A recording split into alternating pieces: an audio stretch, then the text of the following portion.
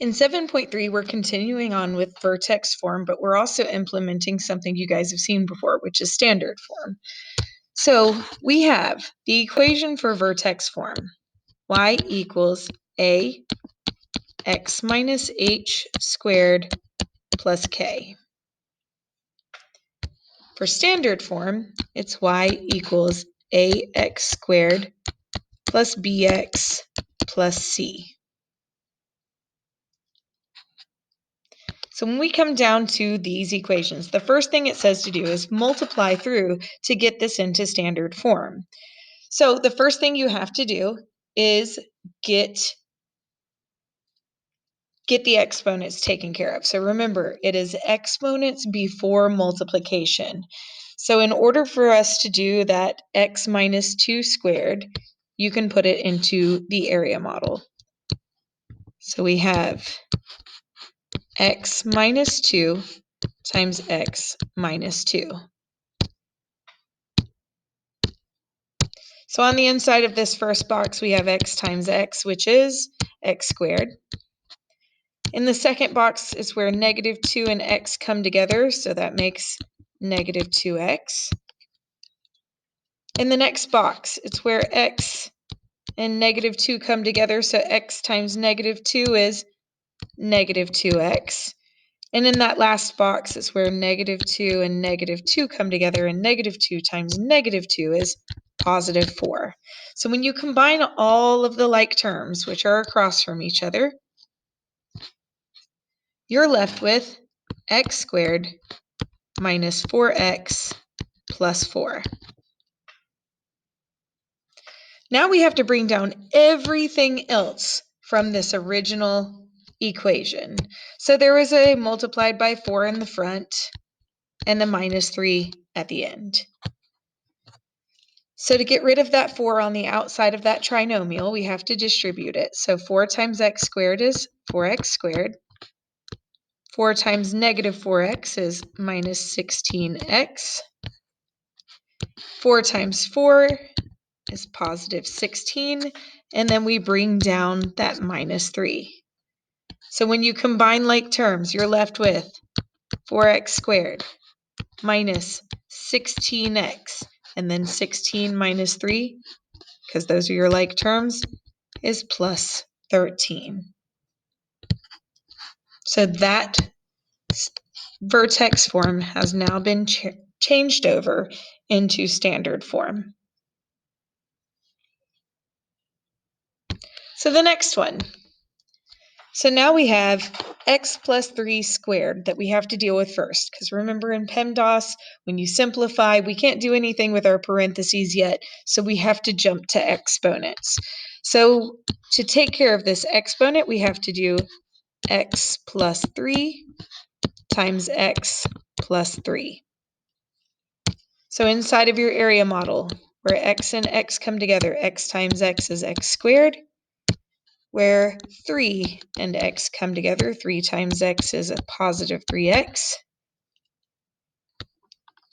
Then we have where x and 3 come together, so x times 3 is a positive 3x.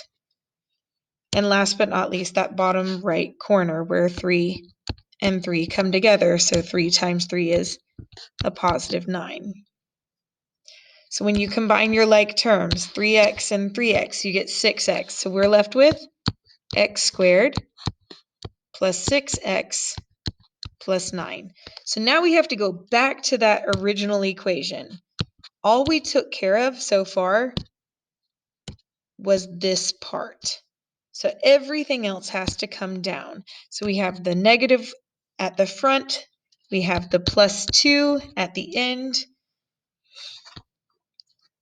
So now we have to distribute this negative 1. Remember, when there's just a negative, it's an implied 1 in front. So negative 1 times x squared is negative x squared. Negative 1 times positive 6x is negative 6x. Negative 1 times 9 is negative 9. And you still have to bring down that plus 2. So at this point, combine your like terms. That's those two on the end. We're left with y equals negative x squared minus 6x minus 7.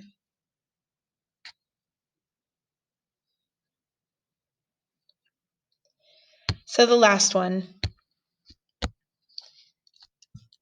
remember, the first thing you have to take care of is the exponent.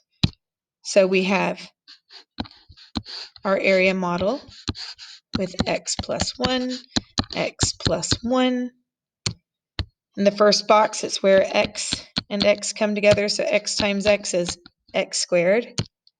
And then we have where 1 and x come together, so 1 times x is just a 1x. And then x times 1 is still just an x. And in the last box, it's where 1 and 1 come together, so 1 times 1 is 1.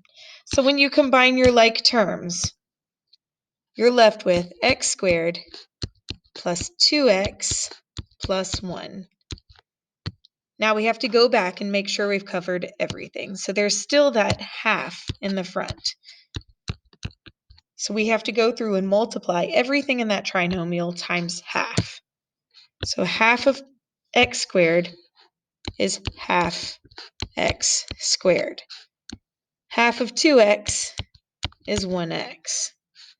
And half of 1 is a half. There's nothing else we have to do, so that is that vertex form transitioned into standard form. So down at the bottom of the page, it has us doing the same thing. What form is this? That's in vertex form. So it says we need to list out all of the information needed in order to graph this. So we already know the vertex. Based on the fact that this is in vertex form, we have y equals ax minus h squared plus k. So your vertex is h, k.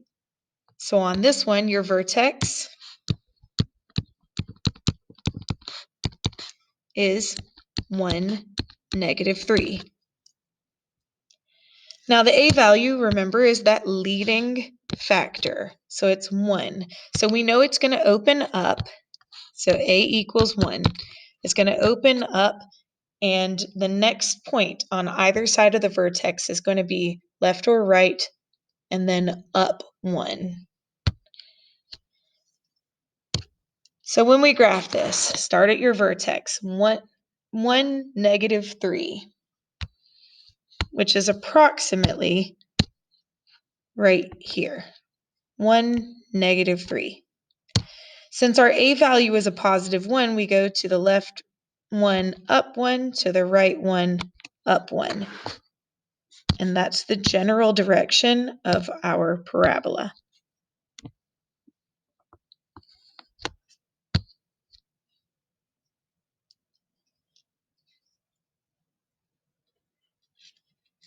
So when we flip to the next page, we have something in standard form.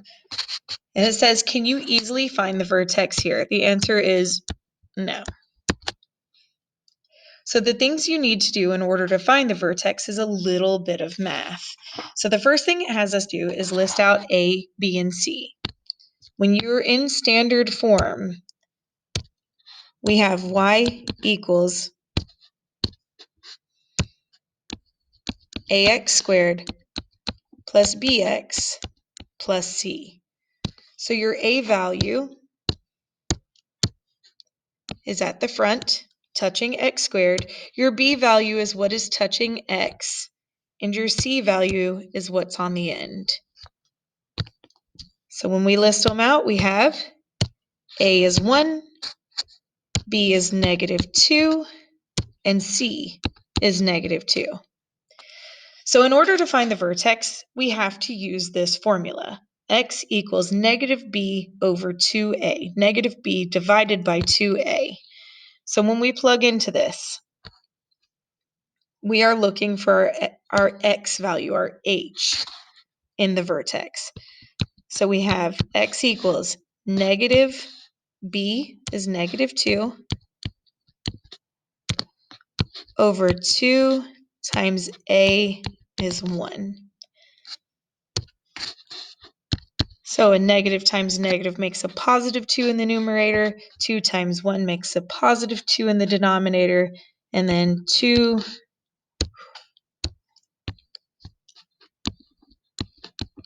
divided by 2 makes 1. So we know the x coordinate, the x value of our vertex is going to be 1. So now we have to do like the instructions say here, and it says substitute x into the equation to find the y value. In this case, our x is 1. So when we substitute this back into the original formula, we have y equals x squared. So I'm going to put minus 2 times x minus 2. So we just found out that x equals 1, so I'm going to place a 1 where all of the x's were. 1 squared is 1. Negative 2 times 1 is negative 2 minus 2. So when you do that, you end up with negative 3. The y value in your vertex is negative 3. So it says find A. We've already found A. We listed it up front. So A is 1. We know that the vertex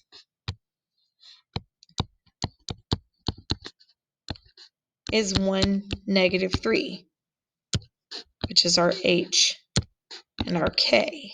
So now we can plug it straight into the vertex formula. So y equals A is 1, x minus h is 1 squared, and then your k is negative 3. So instead of putting plus negative 3, you can just put a minus 3 at the end.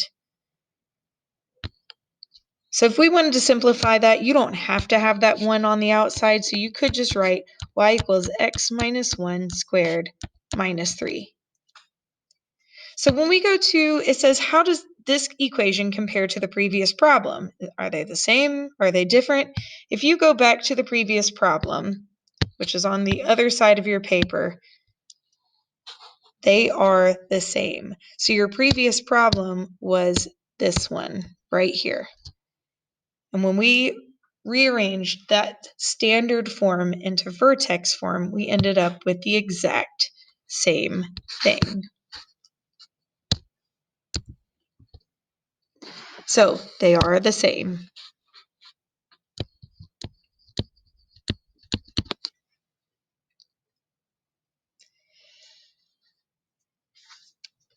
All right, so the first one I'm not going to do with you guys. I'm going to do the second and the third one just because they're a little bit more difficult. The first one you guys can do on your own and then double check yourselves using the answer key. So on this one, always identify your A, your B, and your C first. If you need to, write your formula, your original equation, your standard form of an equation above it or below it to really line everything up. So in this case, A is half. Your B value is 10. And your C value is negative 1. So remember, to find the x coordinate of your vertex, you have to use that formula. X equals negative B, so negative B divided by 2 times A. So we end up with negative 10 divided by 1, because 2 times half of 2 is 1, which equals negative 10. So now that we have that, we go back to our original equation and we plug that in order to see what the y value is. So the first thing I'm going to go ahead and write is, on my vertex, I know the x coordinate is negative 10. So now I'm going to go back and plug it in. So we have y is half of x squared plus 10x minus 1. So when you plug in this x value of negative 10, Remember, exponents come before multiply. So negative 10 squared is 100. Half of 100 is 50. So I'm going to write it out step by step just to help you guys out. 10, well, yeah, we'll just keep working it out step by step. So exponents are taken care of. Now we can multiply. So we have y equals half of 100, which is 50. Negative 10 times negative 10 is positive 100 minus 1.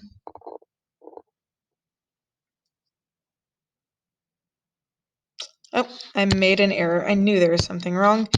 Sorry, you guys. So it was a positive 10 in my formula, so it's minus 100 because positive 10 times negative 10 is negative 100. So then we have 50 minus 100 minus 1, which gives us negative 51. So visiting my vertex again is negative 10, negative 51. So because these numbers are so huge, we're going to have to change the scale factor on your grid.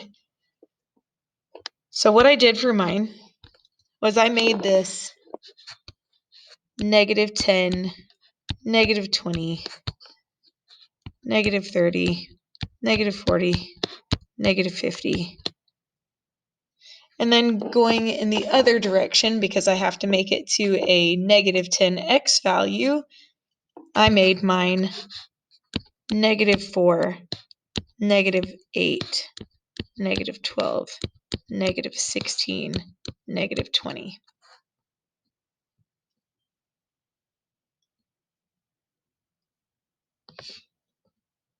So this one's going to be slightly more difficult because of dealing with that a value.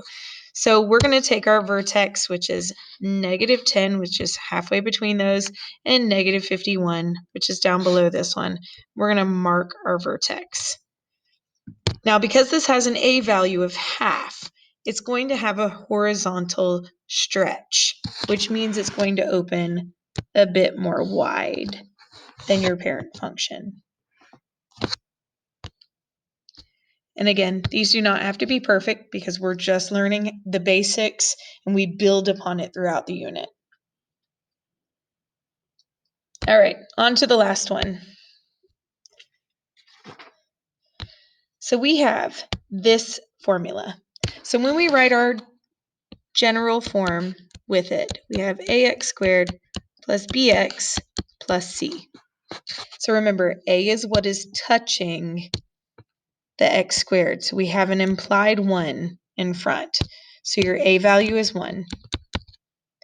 Your b value is what's touching x. We don't have an x without an exponent, which means that your b value is 0. And then your c value is what's added on to the end.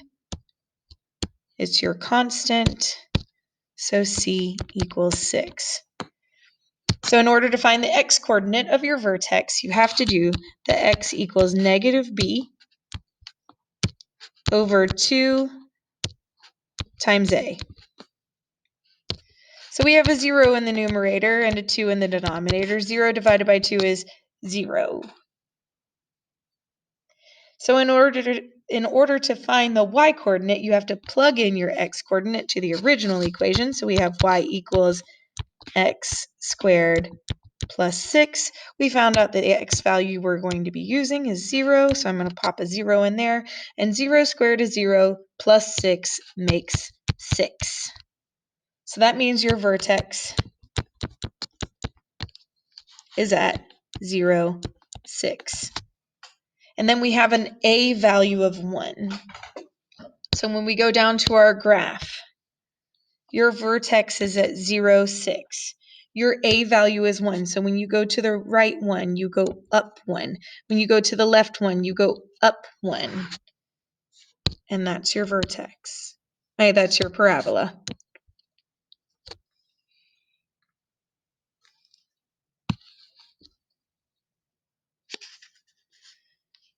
The last page has a lot of the same thing.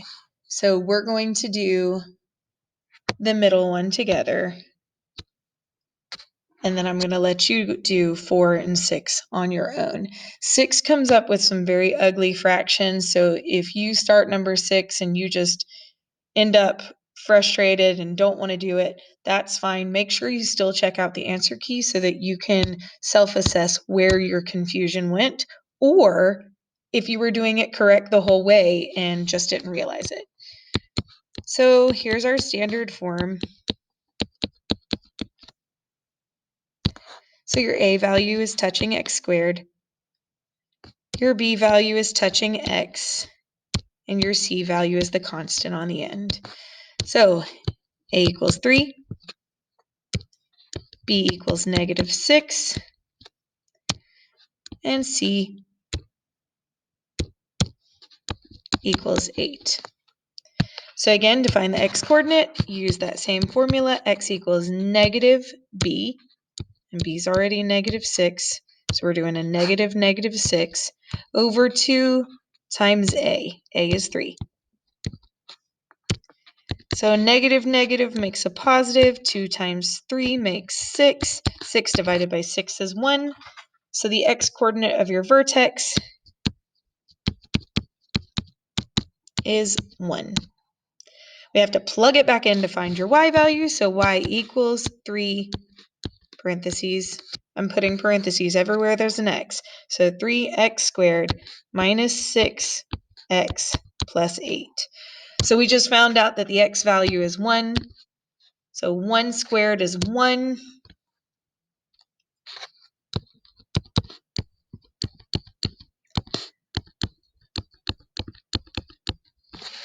And I'm going to have to erase this before we graph, possibly. So then we have y equals 3 times 1 is 3. -6 times 1 is -6. And plus 8. So your y coordinate is 5.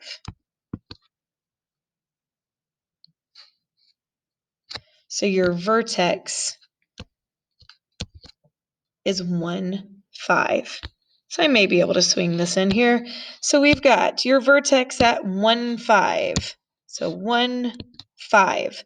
We have an a value of 3. That means when you go one box to the right of your vertex, you go up 3. When you go one box to the left of your vertex, you go up 3, and then you can draw your parabola from there.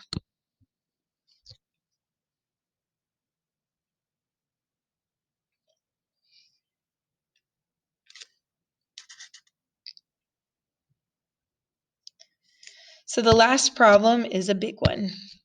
So this is an intercept form.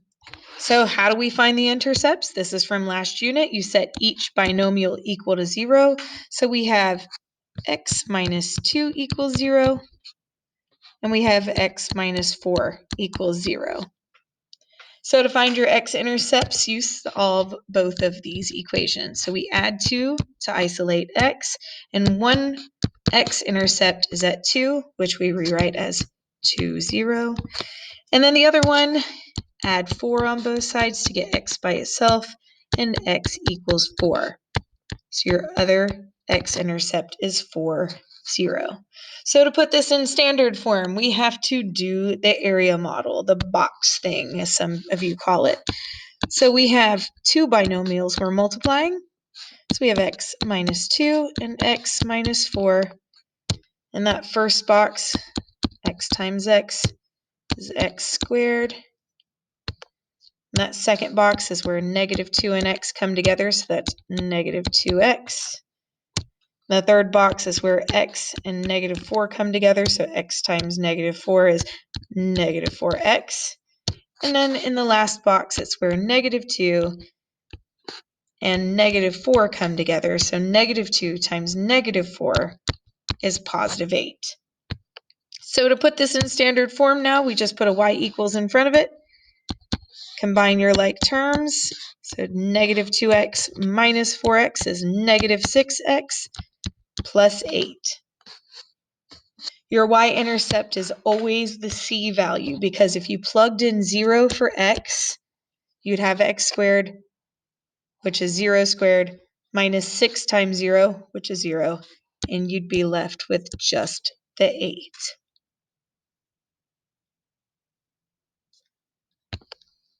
So now that we have it in standard form, our next instructions tell us to convert to vertex form. So we have to find our x-coordinate of the vertex, and we have x equals negative b. So we didn't label our a, b, and c.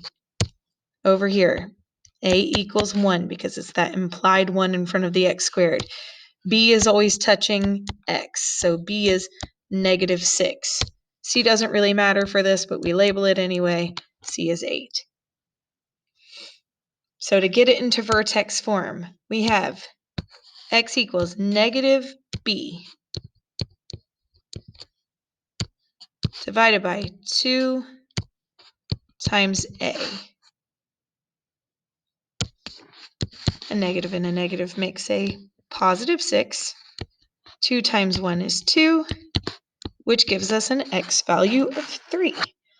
So then you take that, you plug it back into your standard form, and we have y equals x squared minus 6 times x plus 8. Again, your x value is 3.